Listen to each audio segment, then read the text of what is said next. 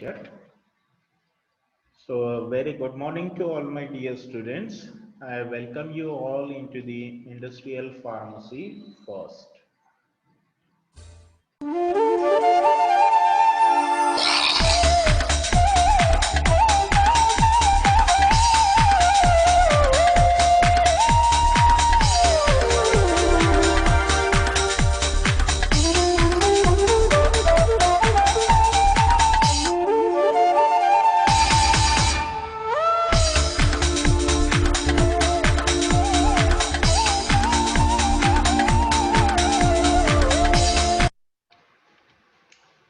Dear student, we are studying the liquid orals.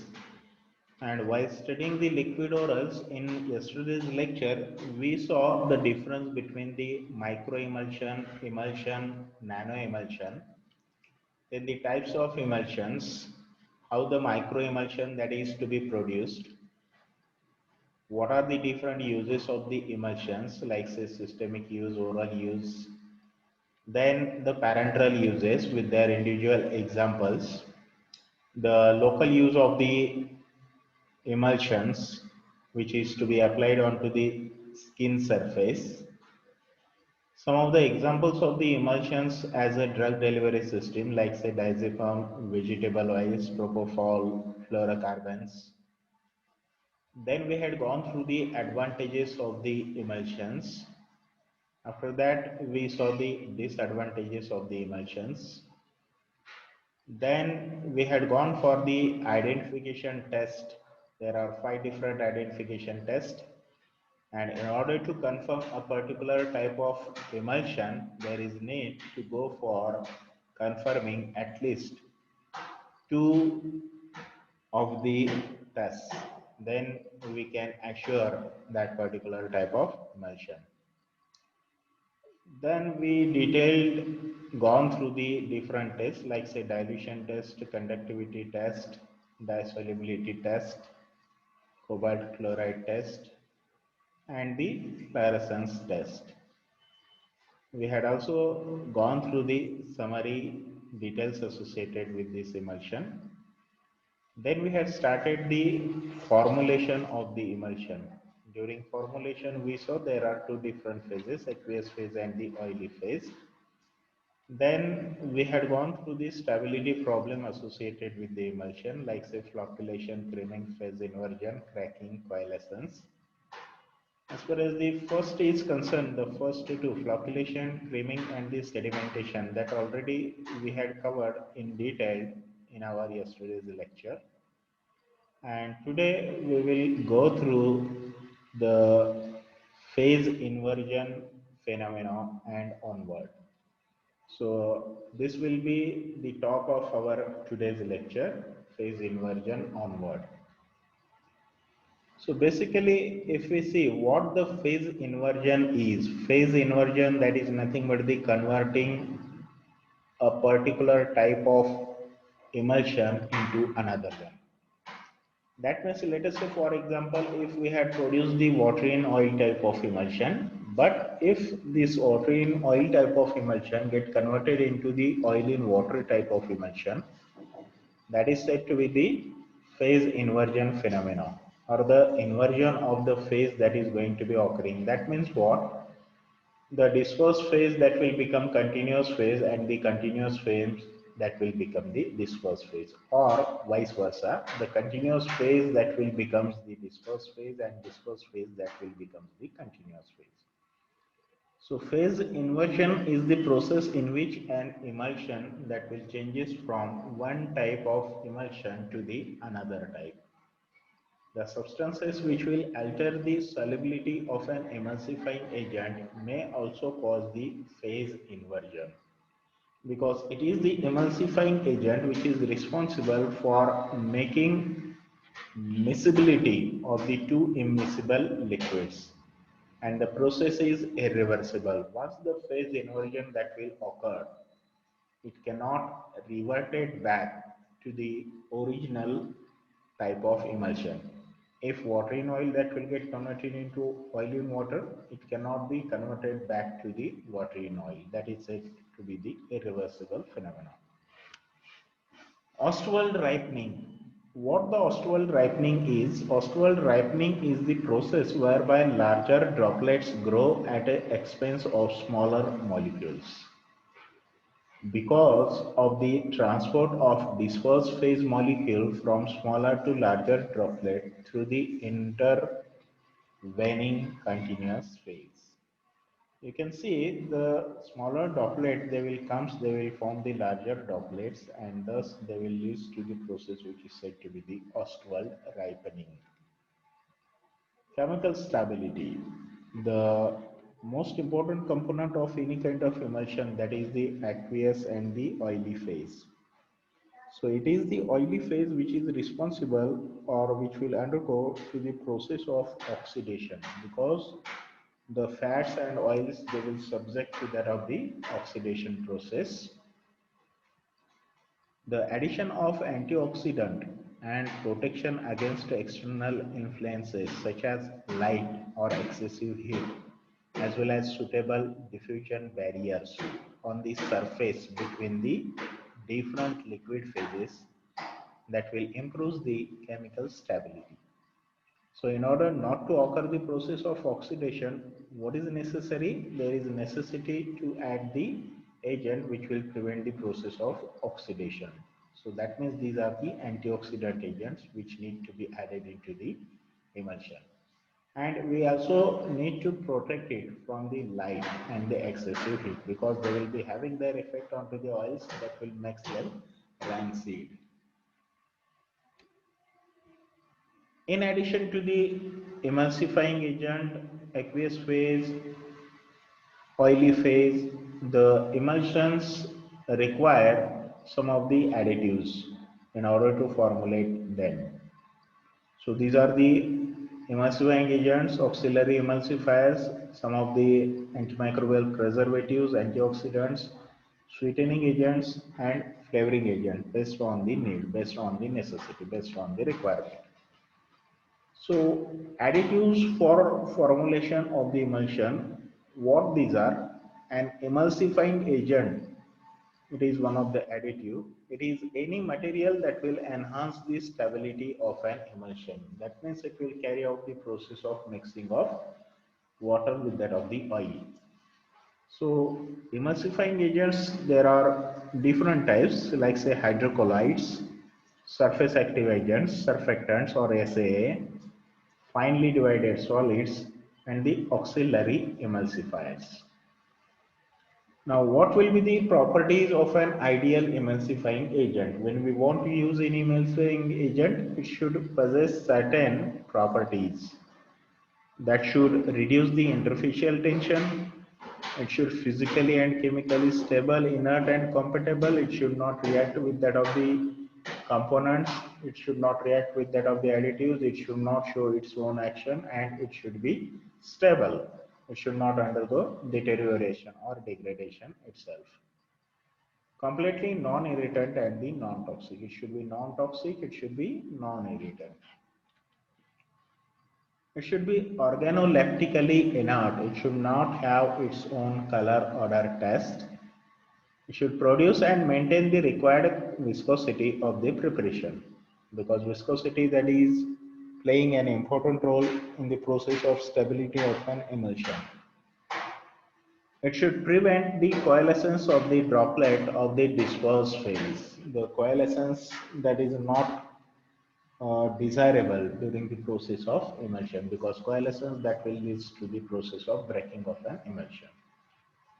So the emulsifying agent, we will be having the example of the natural emulsifiers or the natural polysaccharides, like say the acacia and tragacanth, that is used as the best emulsifying agent for extemporaneously prepared oral emulsions, as it forms a thick film at the oil-water interface to act as a barrier to coalescence.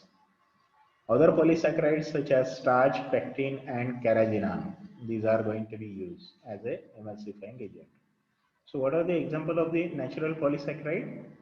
The examples of the natural polysaccharides are acacia, tragacanth, starch, pectin, and carrageenan. Some of the semi-synthetic polysaccharides, like say the methyl cellulose, carboxymethyl cellulose, hydroxypropyl methyl cellulose, MC, CMC, and HPMC, respectively. What the semi-synthetics are, the semi-synthetic polysaccharide, these are the derivatives of the naturally obtained polysaccharide. That means these are the derivatives of acacia, tragacan, starch, pectin, and the carrageenan. So these are said to be the semi-synthetic polysaccharides. Synthetic hydrocolloids, what these are? These are artificially synthesized into the laboratory. Examples are the carbapol, polyvinyl alcohol, PVA, and the polyvinyl pyrrolidone, that is the PVP. Surfactants. The various types of surfactants like say anionic surfactants, cationic surfactants, and non-ionic. Among these anionic, that is the alkali metals and the ammonium soaps, which are the salts of the long fatty acid chain substances such as sodium stearate and the potassium oleate. So anionic surfactant like say sodium stearate and potassium oleate, these are used in order to produce the oil in water type of emulsions. The soaps of divalent and trivalent metals such as calcium oleate, it is used in order to produce the water in oil type of emulsion. Amine ammonium soap such as triethanolamine oleate, it is used in order to produce the OW type of emulsion. Alkyl sulfates such as sodium lauryl sulfate SLS, these are used again to produce the OW type of emulsions. So what will be the examples of the anionic surfactants? The alkali metals like say the sodium stearate, potassium stearate, calcium oleate, triethanolamine oleate, and the sodium lauryl sulfate. These are the anionic surfactants. What will be the disadvantage? The disadvantage associated with anionic surfactant is that these are most of the time incompatible. These are irritant internally, so widely used in external preparations, like say the oil in water emulsifying agent. They will be having pH sensitivity. Cationic surfactants, these are usually quaternary ammonium compounds which have a surface active cation. So there is a ammonium, quaternary ammonium cation. You can see there is R1, R2, R3 and the R4. So that is the quaternary 4 ammonium compounds. Examples are the cetrimide and the benzalkonium chloride. So the cationic surfactants, these are used in case of oil in water emulsions for external use and must be in their ionized form to be effective. And these are also used as a antimicrobial. So when we are using the cationic surfactant, there is no need to add the other antimicrobial agent because they themselves they will going to act as a antimicrobial. So these are the cetrimide and the benzalkonium chloride. The disadvantage of the cationic surfactants are they are sensitive to the anionic surfactants and the drugs. So they cannot be given combiningly. And emulsions, these are formed by cationic surfactant. These are generally stable at acidic pH. So there is a need to maintain pH at acidic side. So that is less than that of the 7. They are more toxic than the other surfactants. Cationic, these are more toxic than the anionic and the non-ionic. Non-ionic surfactant, the non-ionic surfactant, these are compatible with both anionic and the cationic substances and are highly resistant to the pH change. So they can be used effectively. Emulsions formed depend on the balance between the hydrophilic and the lipophilic groups, which is given by the HLB, hydrophile lipophilic balance number.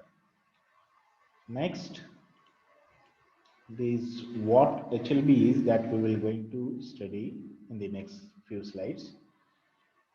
Non-ionic surfactants, the examples are the esters, amides and the ethers.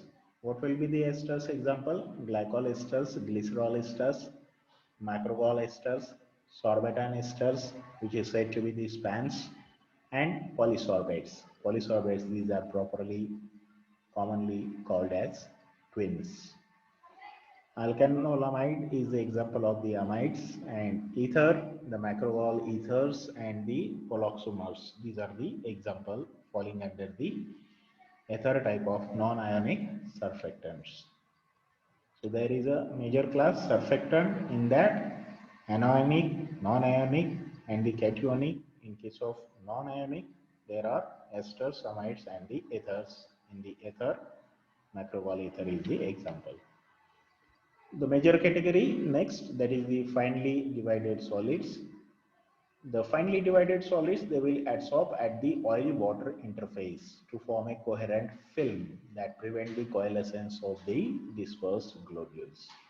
So the globules, they will be surrounded by a film, so that will prevent their coalescence, that will prevent their union. The proper wetting is needed by the water when we are using the finely divided solids.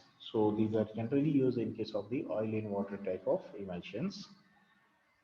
When we want to use them in case of water in oil type of emulsion, there is need to go for proper wetting with the help of use of the oils.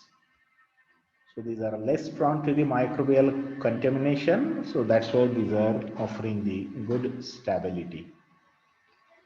The HLB, the hydrophile lipophile balance system, will also use as a emulsifying agent, and HLB number from 1 to 20, that will represent the relative proportions of the lipophilic and the hydrophilic parts of the molecule. HLB number of 8 to 18, these are hydrophilic molecules and these are used in order to produce the OW type of emulsion. Whereas the HLB number from 3 to 6 range, these are lipophilic molecules and these are used to produce the water in oil type of emulsions. The examples from these two, that is the hydrophilic molecule and the lipophilic molecule. The liquid paraffin has HLB value of 4. So that's why it will fall within the range of 8 to 18 and it is an example of the hydrophilic molecule. It is used in order to obtain the WO type of emulsion and 12 for an oil in water type of emulsion. So this is the HLB scale. You can see it will ranges from 0 to 20, 0 to 18. 18 is the maximum one, but it will range from 0 to 20. So the lower values, these will represent the hydrophobic nature and these are oil soluble, whereas higher values that will represent the hydrophilic nature, that means water loving, these are water soluble. Whereas intermediate range, that is the water dispensable. Now if we will move from say 1 to 3, generally the agents with the HLB value of 1 to 3, these are used as a anti-foaming agent. Most of the time it is within the range of 2 to 3. When the values of emulsifying, when the values of agents as far as HLB is concerned, that is in the range of 3 to 6, these are properly called as emulsifying agent. And these are of our interest, which is to be used in order to produce the water in oil type of emulsion. If the values are within the range of 7 to 9, so these agents, these will be used as a wetting and spreading agent. When the values are in the range of 8 to 16, these are the emulsifying agent. OW type of emulsion is produced with the help of these agents. If the values are in the range of 13 to 15, these are the detergents. For cleaning purpose, these are used. And if it is between 15 to 18, these are the solubilizing agent.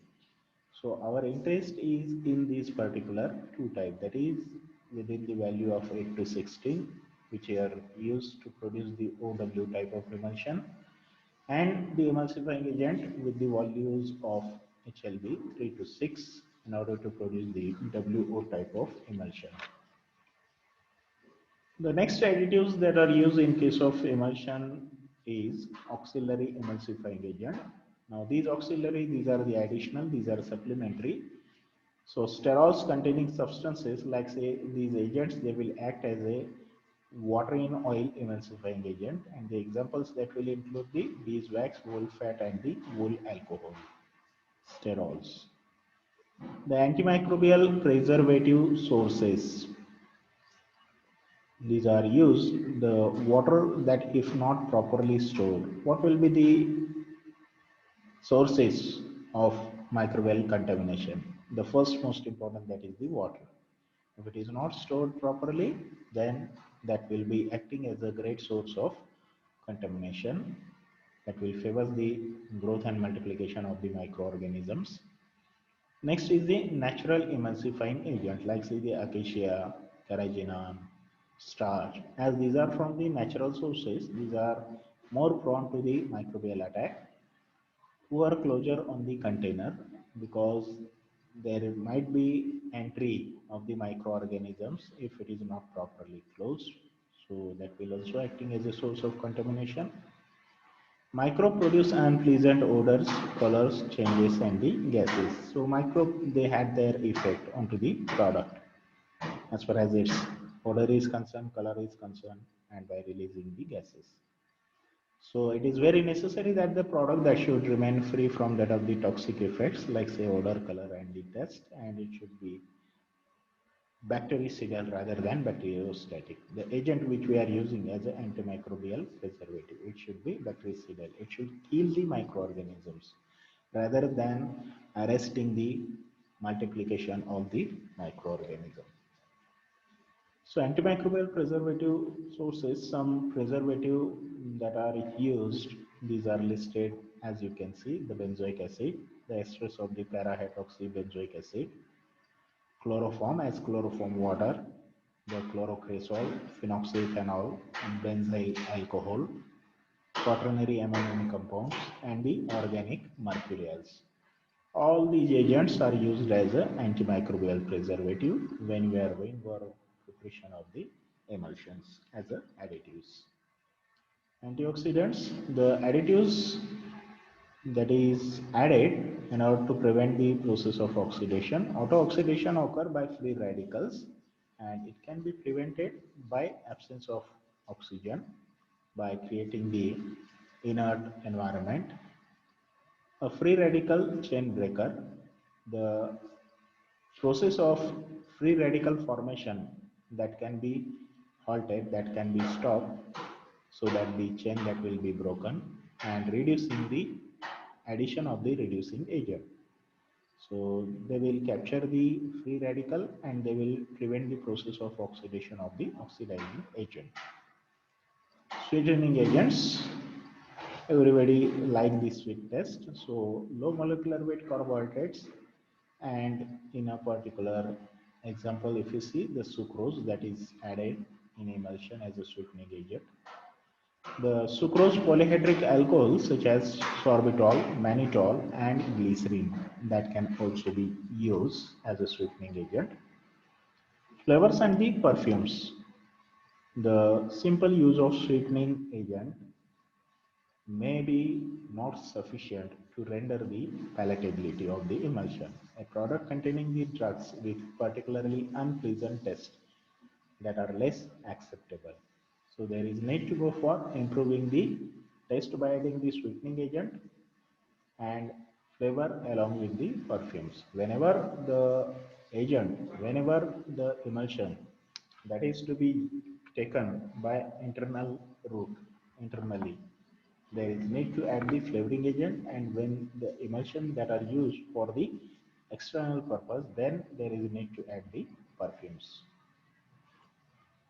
So you can see here some of the types of products with the different tests and the suitable flavoring agents that are used in order to mask the unpleasant taste.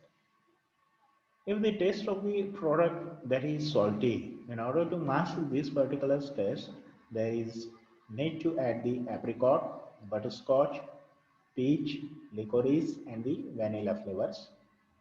In order to mask the bitter taste, the anise, chocolate, mint, wild cherry.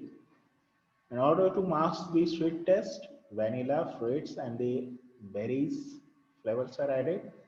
To mask the sour taste, citrus fruit, licorice and the raspberry, these are generally added. What will be the methods of preparation of the emulsions? The emulsion that can be produced by the different method, trituration method and the bottle method. The trituration method that will consist of the dry gum method and wet gum method. The trituration method, that is the first one, dry gum method. What it contains? Generally the dry gum method, that is also called as 4:2:1 method. That means we need to take the four parts or the four volumes of the oil, two parts or the two volumes of the water, and one part or one volume of the gum that is used in the preparation of the primary emulsion. 4:2:1. So this is the scheme, this is the schematic representation, how we can go for preparation of this emulsion. We need to take emulsifying agent, oil, we need to triturate it, we need to add little bit water, again go for triturating in order to form the primary emulsion. Once the stable primary emulsion that is formed, there is a need to add water in order to make up the volume, then dilute if necessary, and you will be obtaining the emulsion. Method of preparation with the help of use of bottle method. So name itself, it will indicate that it will involve the use of bottle. Emulsions of the volatile oils and the oleaginous substances of very low viscosity, these are prepared with the help of the bottle method. Acacia or other gum is placed in a dry bottle and oil is added. The bottle is capped and thoroughly shaken. To this, the required volume of water is added all at once, and the mixture is shaken thoroughly until the primary emulsion is formed. So just take the oil emulsifying agent and go on shaking so that you will be getting the emulsion. Quality control test for the emulsion. There is a need to determine to ensure the quality of the product with the help of the various tests. So in that, the very first, that is the determination of the particle size and the particle count.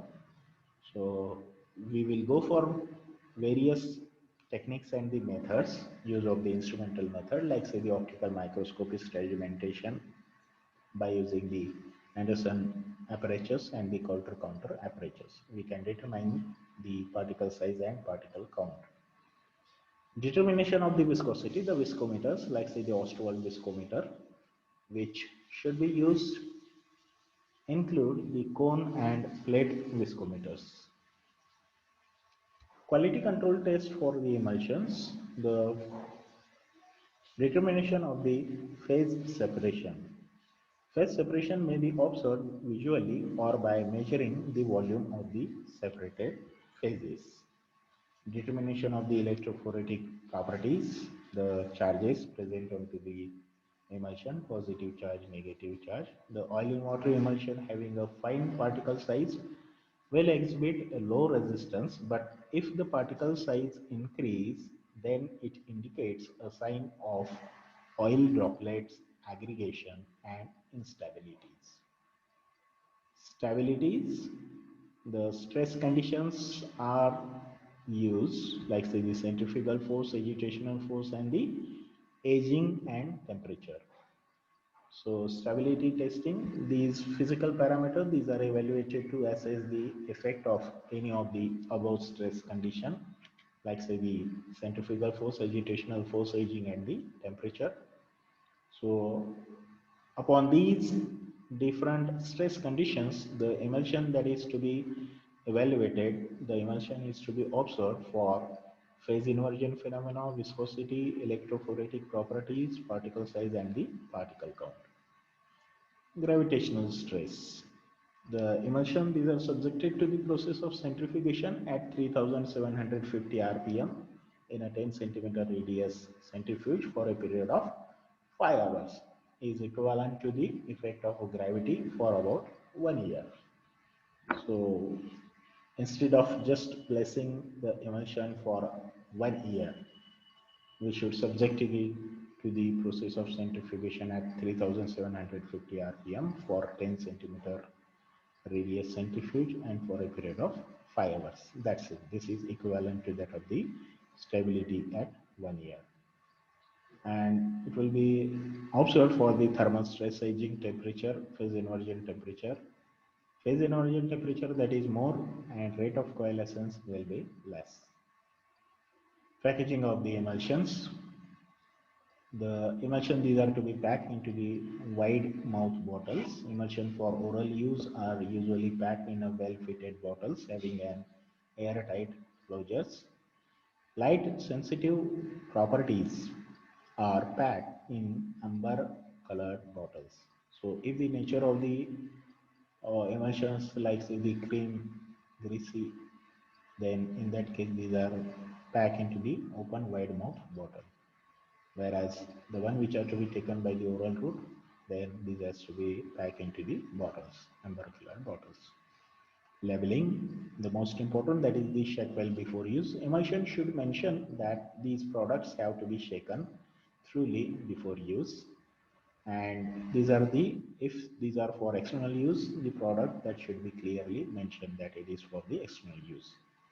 As far as the storage conditions of the emulsion should be stored at a cool place. Refrigeration that should be avoided as this low temperature can adversely affect the stability of the preparation.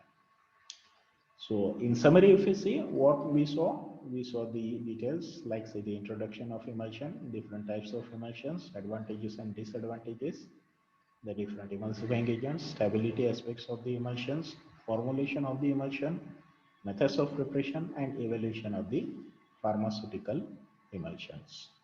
So dear students, today we will stop at this particular point only. Thank you very much.